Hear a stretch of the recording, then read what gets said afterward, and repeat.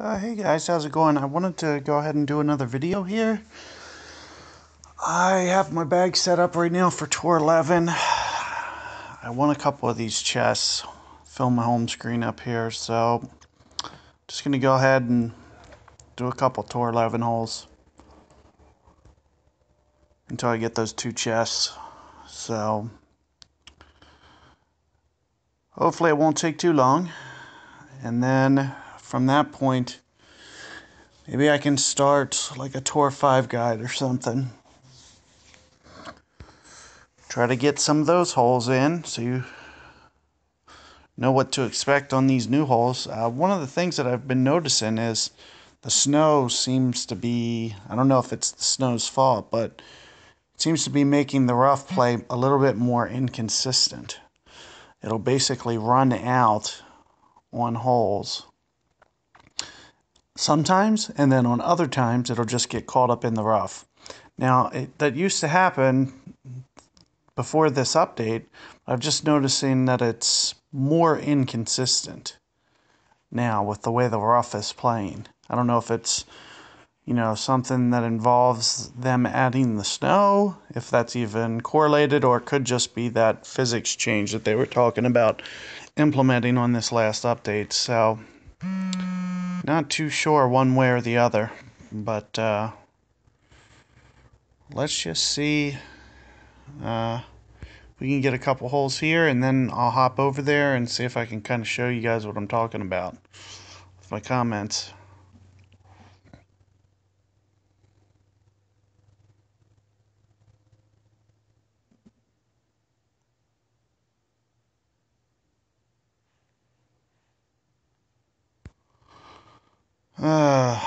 So having trouble drawing an opponent right now.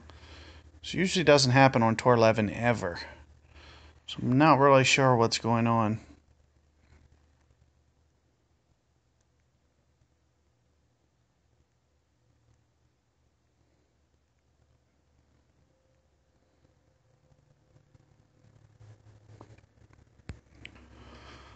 Again, no opponents.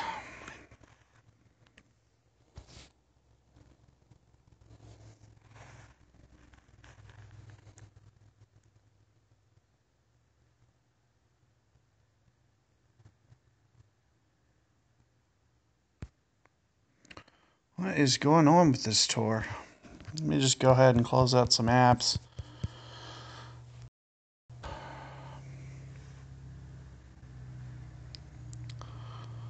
Try refreshing this.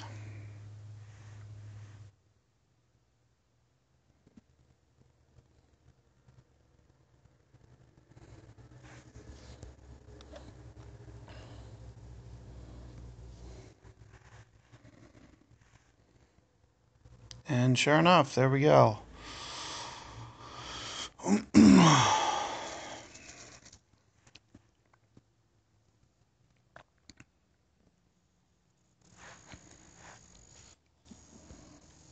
Ooh, that's an interesting wind. So I have mixed feelings about what to do on that wind. It's either go to the left or pound it kind of way far down there. Both have basically their advantages and disadvantages. I'm just going to go ahead and go this way. When you get that much wind, I really don't think it matters which way you choose to go. Whether you go straight here or go way over to the left there. On most winds, I'm going to suggest that you go left for sure. The problem is I probably needed a berserker. I was trying to stay away from it. I was hoping that this guy didn't get completely hooked up. And now you're going to see this guy, he's going to put on his berserker and he's going to get it to the end of the fairway. I was hoping he might get more of a side wind than straight downwind. To be honest with you, he might not even hold the fairway. So we might have to see about that. It'd be nice to see him go in the rough because he's definitely going to be on in two. Otherwise. So mine's a little bit harder. See, you know, most wins I'm not going to, you know, be able to even get over here. The way that you're going to see me do this, of course you could try threading it over this tree right here. And I think I should be able to do that. That's probably what you're going to see me do here. And, you know, I think it's barely going to get over the water. That's the only thing. And you're going to see me hook it. And this should account for all that, you know, getting it in between that gap there. That little bit of hook that you saw me do there was enough to kind of thread that. And then, you know, I'm kind of up against it because this guy, you know, he's going to be able to get on no matter what. I got to just hope that, you know, the magnitude of that wind is enough to make this semi-challenging for him. It's a major wind adjustment here that you have to make for that wind. So it looks like just by the way that he's lining this up, he's trying to do it a little bit more cautiously and just play it off the back and try to get the back fairway somewhere. So let's see what he ends up getting out of this.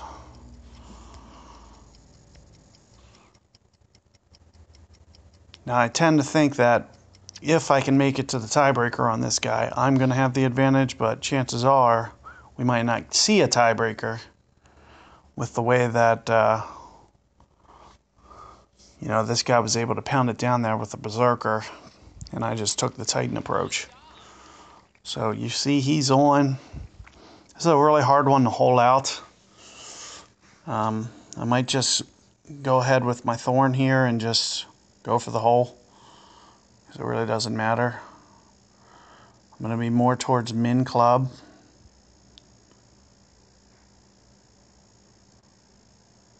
Just going to play probably about 3 per ring or so.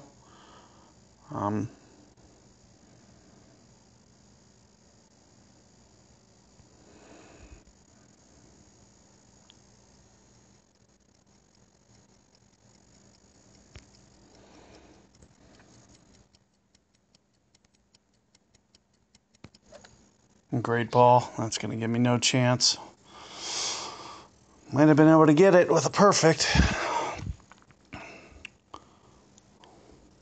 you see, I really didn't backspin it. It's really not important. I figured the only way I was winning this was with a make there. So it really doesn't matter if I miss. So that's why you see a lot of times I won't even top spin it, because it's just a moot point. Like, it really doesn't matter. Sometimes you'll actually backspin it off the pin. If you hit the pin kind of dead on with no spin, it'll just kind of kill it into it. So I've done that a couple times, so that's why you'll see me kind of play it that way. And you know, that's just kind of the bad breaks for, you know, this tour. He got a better wind than me. Had I got that wind on my drive, I would have been at least, you know, another 20 yards down there, as opposed to the way mine was pointed. And at least with an extra 20 yards there, I might have been able to. But, you know, sometimes the best approach for that hole might be to just waste a berserker. But at the same time, I really don't care. Losing a match like that to a berserker really doesn't... I mean, I don't want to go through all my berserkers on a stupid Tour 11 match. So there's more important times to pull out a berserker ball than on one match that means nothing. So I save my berserkers. That way when I get them in tournament holes, I can pull it out then. So now on my main account, I'm a little bit more cavalier. I'll pull out a berserker. I really don't care, because I have plenty of them and I can always get more from other tournaments. But on this account, I have to be much more, you know, cautious with my balls that I play. And on Tour 11, for the most part, I'm just going to play Kingsmaker or Titan, regardless if, it's the difference between me winning and losing.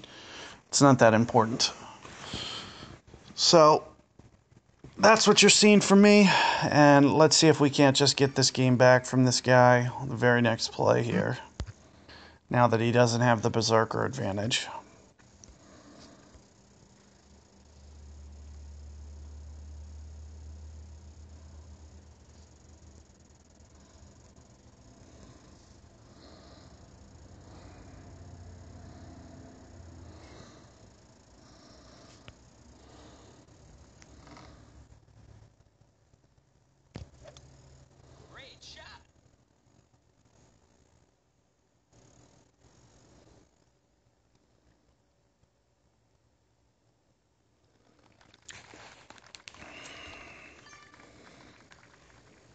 So I got it down there a pretty good way.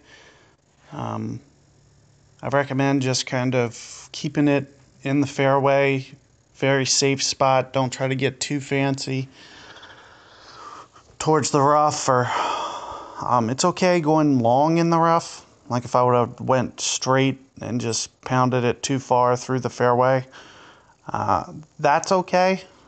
And one of the reasons that I don't mind doing that is because the angle that you get is so good. You don't even have to put any curl on the ball or any side spin. From where we are, we're going to have to side spin it. So it's a little bit different shot. Perfect shot.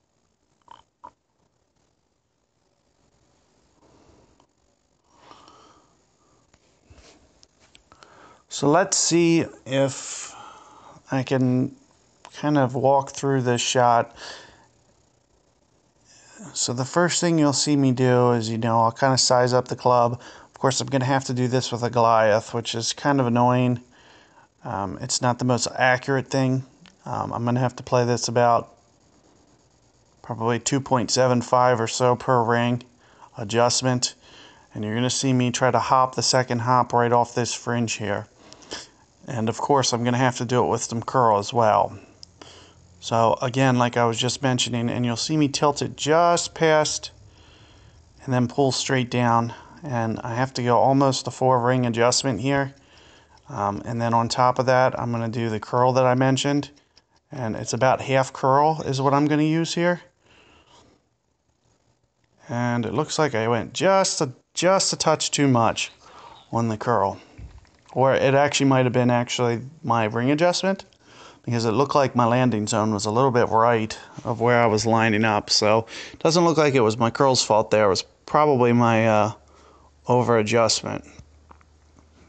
I probably went somewhere in the neighborhood of 4 rings. I'm probably off by almost a ring there, to be honest with you. So, and sometimes it's hard to know, especially when you're in between clubs.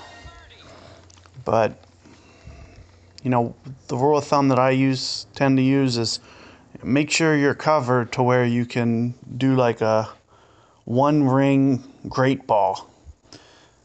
So you're not hitting it too close to the fairway and putting yourself into trouble. And in that case, with the overplay that I did, I might have actually been in trouble if I had a great ball right. But I didn't. But so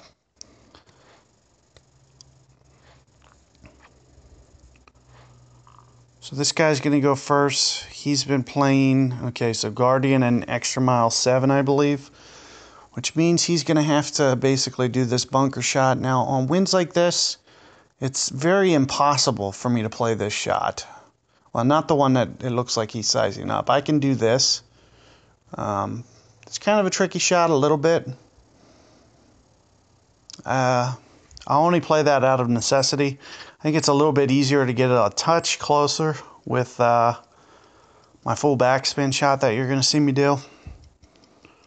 And this hole is one of the best holes for me to have a distinct advantage over guys.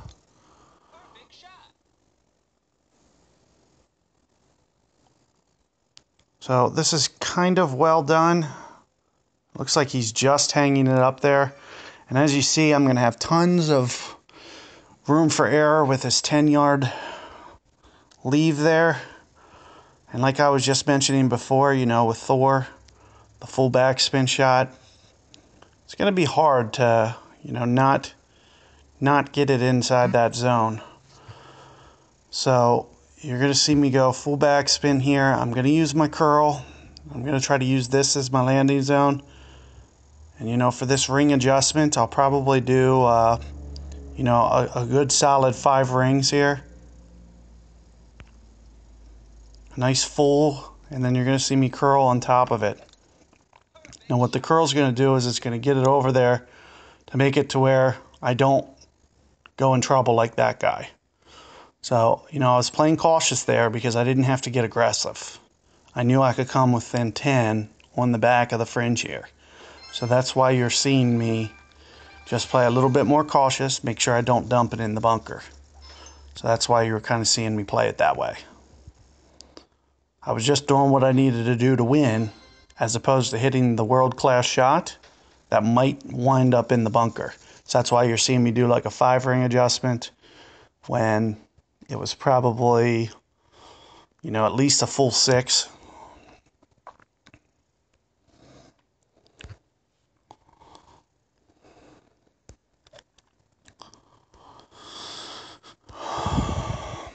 Let's see if we can't get one more match here, and hopefully on this next match, I'll be able to get the chest that I was just mentioning to fill up my home screen. I was about to open it, but then I was just realizing that if I did, then I'd have to go and earn more.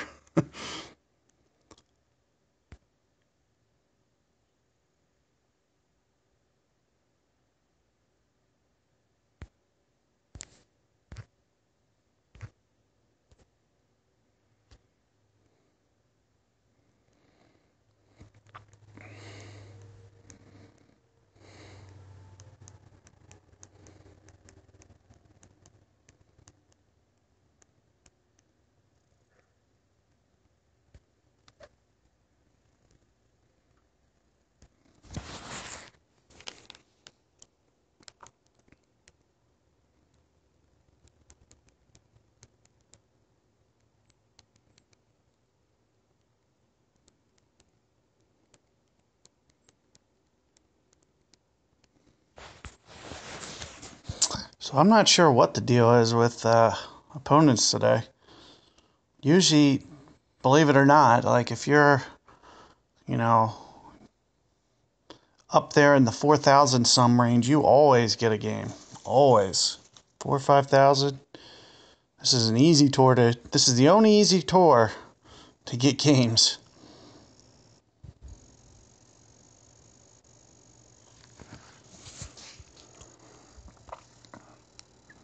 So again, we're going to see if we can't go the Titan approach. Going to keep this sucker on, get every yard I can, because I'm going to need it. I got to hope that this guy doesn't drive the green in 2, because there's no way I'm driving the green in 2.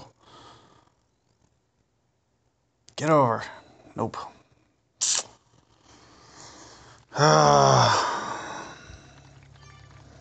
Kind of get the feeling that I probably should have just maybe wasted a berserker. But we'll see. Yep, he's pointed. But he only has a mile too. So here's one of the reasons that you don't see me bust out, the crazy balls sometimes. Just because we get over here doesn't guarantee we're getting to the green in 2. So that's one of the main reasons that you won't see me bust out a berserker here or, waste too much. Because just because we're over, we're going to have to get the wind again. We got to get the wind back to back. And this guy just went too long. That's unfortunate, but he can still get there. We get the same score, so it really doesn't matter if you do that for the most part. Well, now with that wind, that's the point that it starts to matter a tiny bit. So that's a little bad break for this guy. I feel kind of bad that, just poor luck that he got.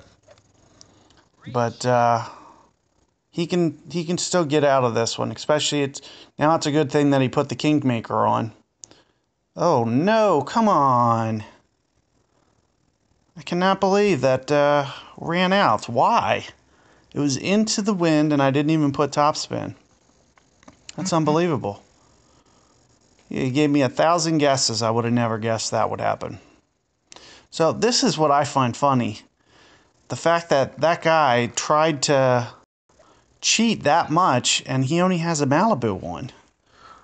You would think that a guy would play that shot way more cautious if you have Malibu, because he's going to need the wind for the third shot. He's going to have to hope this is downwind, and it doesn't look like it's going to be. So, kind of a bad break, but I'm sure every hole is kind of a learning experience, and you kind of learn from your mistakes, and I'm sure this is kind of no different. It'll be easy to learn from that mistake and next time not make it. Of course, perfect ball. Let's see if I can't get it somewhere up here close. This is going to roll off the back, isn't it? Should still be an easy dunk. That's why I, never get too worried. Now, I know you've seen some videos where I've basically rushed through some dunks. I'm going to show you that, if you just kind of slow down a little bit, it might make it easier to get your dunk. This guy, he's going to have to kind of max this out a bit. I would go kind of full throttle if I was him. He's still going to be able to get it to a pitch. I'm not sure he'll put it on. We'll see. Wow, he's not even getting aggressive with this. I would have went full to try to get it there. It looks like he's just basically just hitting it up here and then just try to dunk it or pitch it in. I would have went full to try to got it to the pin if it was me. But to each their own, I guess. He'll still be okay. Now, it's not ideal, but should still be good. And you see, from this long range, I'm putting it just on the edge. I am going to put it inside cup, though. So you're seeing me move it to inside cup there. And then I'm going to be very careful with where I release. And you see how I kept it inside cup and it kind of came back to the pin, to the left edge, like I was really over adjusting it. I was just showing you kind of how much room for play that you have. You don't even need to play that much. So for example, if I would have just put it right on the pin, it would have still, if I hit perfect ball, it would have still made inside right on that dunk. So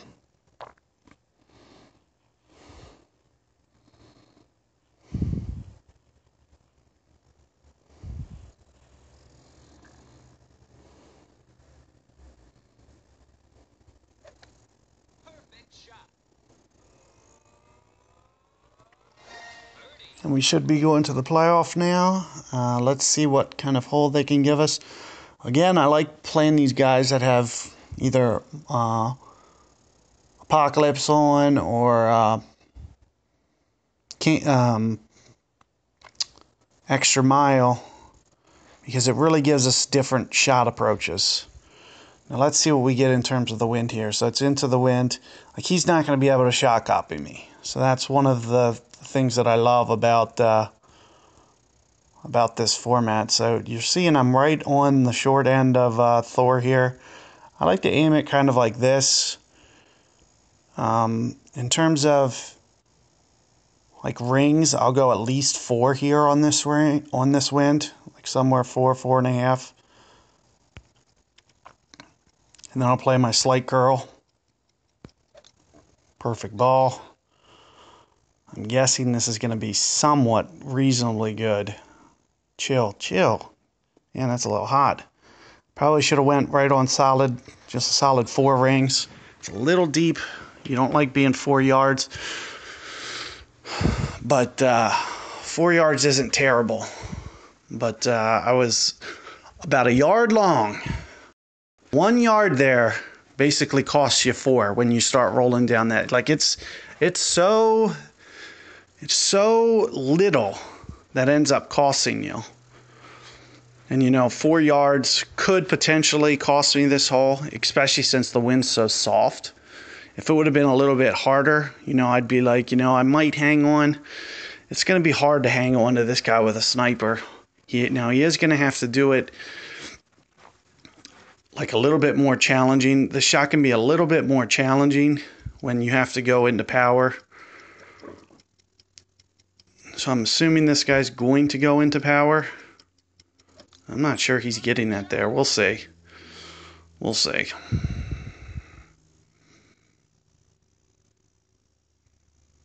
It's going to be close. It's going to be real close. So I was able to squeak it out. But you see, he's not able to hit the exact same shot as me, which really, helps me, because he can't just basically take my shot and then just ever so slightly change it to make his better. Now, if he would have added just a touch of power there, he would have had enough power to get there. So that was the one thing that he did, was he just kind of short pulled it. And that's one of the things with sniper in that hole, is it can be a little bit tricky to get the distance down right on that. Now on that wind, it was relatively easy. It was a lot easier. It's when it gets up to those like 13s and 14s and the crazy stuff that you'll see, that it's really a grind. It is just really a grind to see some of those high winds, and getting your sniper to a yard or two consistently is extremely challenging. And that's one of the reasons that I'm actually not a huge sniper guy on this tour. I think there's many better options. I think Hammerhead's a better option. I think Cataclysm, if especially if you have a Cataclysm 6, but even Cataclysm 5, I think has an advantage over sniper. So that's 2-3 woods that I'd rather personally be playing on this tour. Now, the only reason that you'll see on my guest account I'll use sniper, well, I don't have those fancy clubs, so I'm kind of having to bail out a little bit. But for instance, if I had this cat up to a 5, I mean, even at a 2, I'm debating it. And in fact, on my first playthrough of the game on my main, I was using Cat 2 and Cat 3 to master this tour. You only need a couple bounces. I feel like after you hit the shots on these holes, a lot of times, that 2.4 ball guide doesn't really scare you off. You know where you usually aim. You know how it usually responds. It's basically all just rehearsing, more so than anything. And, there's extra 10 yards plus topspin. Already at a Cat 2, it's already 12 yards above my sniper. Now, that guys, for the most part, they have sniper 10. So that gap is much more narrow. I think sniper 10 is maybe 171 or 170 on the distance. And then topspin's full is about 60. So it closes that gap a bit, but I think the way to go is, especially this hammerhead. So I got the hammerhead up to a 4. Honestly, it's really close to me using right now. The biggest issue right now, that the reason I'm not using hammerhead, is because my backspin's 50. And if that Milano hole wasn't on here, so you know how they have the Milano par 3 now as a tiebreaker hole. With only 50 backspin, it might not be enough to go for the island shot.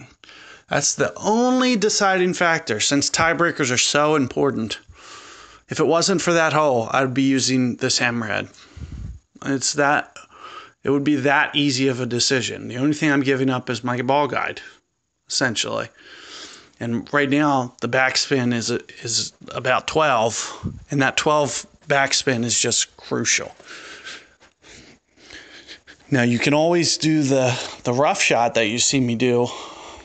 If you haven't seen it, you can check out some of my other Tour 9 videos or some of the other Tour 11 content that I have. And there's a rough shot out of the Milano that I hit. And I can use it as a kind of like a safety net if I don't have the backspin shot in my arsenal. But it's not something you want to has to go to every time, because when the guy steps up on the tee and he hits the island and he goes first, and he only has a 6 win because they gave him, an easy go, he's going to hit that island 10 out of 10 times and put it within a yard. So it's like you need that same shot in order to consistently say, well, okay, I can beat this easily. Well, not easily, but much more easily than. That's the problem with the rough shot that I use. It's good to get you 2 to 4 yards consistently. You can get it within 2 to 4 yards basically every time. On the occasional time that you'll put it inside that. But it's like on the crazy winds, it's a good shot to go that way. But on the ones that are super simple, you really need that island shot in your arsenal. So just something to think about. Anyway, I'm going to end this video for now. I am going to start up another one, and I'm going to do some Tour 5 on this account. So feel free to subscribe if you haven't already, and good luck out there on Tour 11.